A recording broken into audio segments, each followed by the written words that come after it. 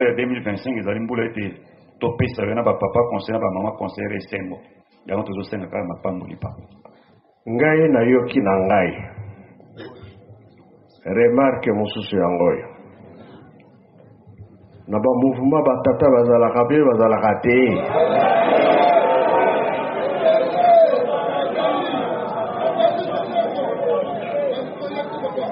nga na monika ya koreki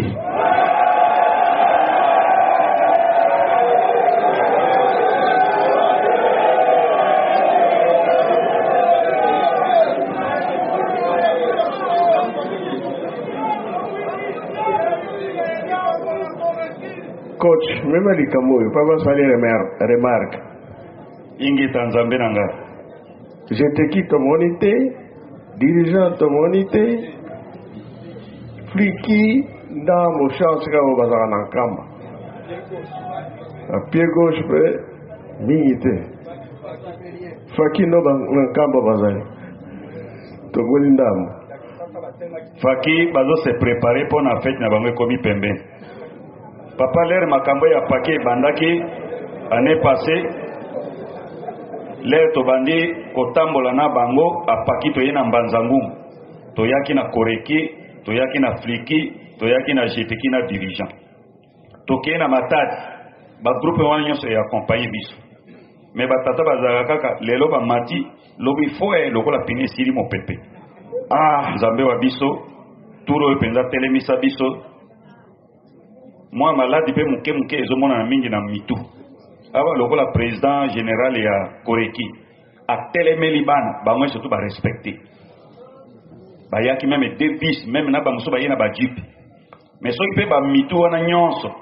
omoni kuna président général atelemi national atelemi lokola bazali uni bana batosi bango wana nyonso baye esengi mpe na bamouvement nyonso soki makambo ezali ya paki biso nyonso totelemi soki mpe eza ya bamama biso nyonso totelemi po ete objectif moko tozotonga nde Yerusalemi yango na mateya topesaka na bato naza na motuna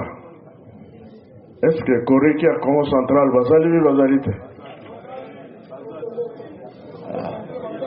oyo eya kaka ya Kinshasa papa pesa mikro epa ya motamuta répondre na kombo ya tata mwana mpe tata molimo santo yawe merci mpona motuna ya moko bazali papa toye kasi susi na biso eza toya koleka nombre bomoni papa oui bino ntembe ezali te namoni déjà merci bon coach likambo ke nango ya wana mpona tracteur tomoni makanisi nanga déjà bamoni yango oyo Yerusalemi ya sika